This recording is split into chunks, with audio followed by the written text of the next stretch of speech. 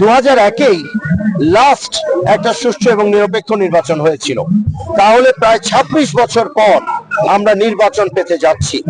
আমাদের অর্থনৈতিক কষ্ট ছিল, পারিবারিক, সামাজিক, রাষ্ট্রীয় নানা ঝামেলা ছিল, কিন্তু আমাদের ব্যক্তির জীবনে যে কষ্টটা ছিল সেটা হচ্ছে আমাদের একটা অধিকার হরণ করা হয়েছে, অর্থাৎ আমরা অসম্মানিত বোধ করেছি। আমরা সেই সম্মান ফেরত চাই 12ই ফেব্রুয়ারি একটি সুষ্ঠু এবং নিরপেক্ষ নির্বাচনের মাধ্যমে। চট্টগ্রাম 10 আসনের বিএনপির মনোনীত ধানের শীষ প্রতিকূল প্রার্থী সাইদ আল নোমান গণসংযোগ খালে হই জনগণের ঐক্যবদ্ধ শক্তির সামনে ব্যাক অপশক্তি নস্বাত যাব। ধানের শীষ প্রতিকূল পক্ষে যে গণজোয়ার সৃষ্টি তখন ষড়যন্ত্র বা অপতৎপরতা দিয়ে আটকান যাব।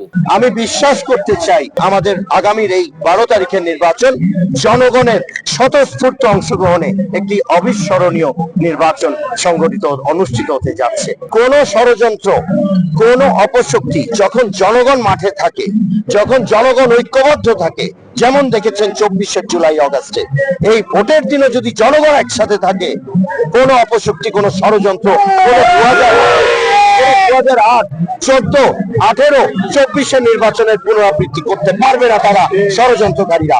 তাই চাই 90 থেকে 95 ভাগ মানুষ, 100 ভাগ হলে 100 ভাগ মানুষ মানে ভোটার, তারা যেন সকাল সকাল গিয়ে দীর্ঘ লাইন হোক, ছোট লাইন হোক, তারা দাঁড়িয়ে যায়। ফেব্রুয়ারি 8 তারিখ রবিবার নগরীর 12 নম্বর ও 13 নম্বর ওয়ার্ডের বিভিন্ন এলাকাত ধারাবাহিক গণসংযোগ খালে সাইদ আল নোমান সাধারণ মানুষ সকলের লগে সরাসরি মত বিনিময় করে এবং তার সমস্যা, প্রত্যাশা ও প্রস্তাব উনে। এ সময় তিনি হয় দীর্ঘদিন ধরে চট্টগ্রাম 10 আসনের মানুষ ন্যায্য উন্নয়ন ও নাগরিক সুবিধার্থন বঞ্চিত। জনগণের ভোটে নির্বাচিত হইলে তিনি সেবা, উন্নয়ন ও ন্যায়ভিত্তিক সমাজ প্রতিষ্ঠায় অগ্রাধিকার দিব। আমি যেটা বলতে চাই যে আমার প্রায়োরিটি লিস্টে আপনি জ্ঞানের আলোয় যদি আলোকিত না করতে পারেন, জনগোষ্ঠী যত বৃহৎ হবে, অর্থাৎ আপনার জনসংখ্যা যত বাড়বে তত সমস্যা বাড়বে।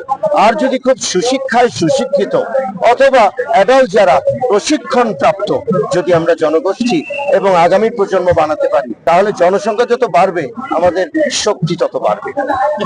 চিকিৎসা সেবা আমাদের এই খুলশী, হালিশহর, পাহাড়তলীতে একটা ভালো সরকারি বৃহৎ আকারের হাসপাতাল নাই।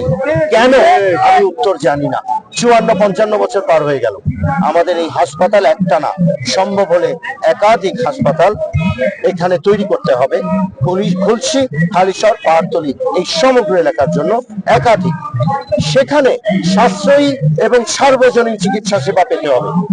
এগুলোকে সন্নিবেশিত করেই কিন্তু হেলথ কার্ড, ফ্যামিলি কার্ড করেছেন আমাদের নেতা জনাব তারেক রহমান, ইনশাআল্লাহ আগামী প্রধানমন্ত্রী। তিনি যদি প্রধানমন্ত্রী হন, আমি এখন যা যা আলাপ করলাম, আমি মনে প্রাণে বিশ্বাস করি এগুলোর উদ্যোগ বাংলাদেশ জাতীয়তাবাদী দলের প্রধান এবং আমাদের কান্ডারি জনাব তারেক রহমান এই উদ্যোগ আমাদের সকলের মাধ্যমে ইমপ্লিমেন্ট করতে পারবেন। শুধু উদ্যোগ নেবেন না, এগুলোর সাকসেসফুল আমরা ইমপ্লিমেন্টেশনও দেখব। এই সময় গণসংযোগ কালে দলীয় নেতাকর্মী, যুব সমাজ, নারী ও প্রবীণকলর স্বতঃস্ফূর্ত অংশগ্রহণ লক্ষ্য করা যায়। স্থানীয় বাসিন্দা সকলে আশা প্রকাশ করে সাইদ আল নোমানের নেতৃত্বে চট্টগ্রাম 10 আসনত একখান মানবিক, উন্নয়ন বান্ধব ও সম্প্রীতিপূর্ণ পরিবেশ প্রতিষ্ঠিত হইব। C+ TV, Chittagong.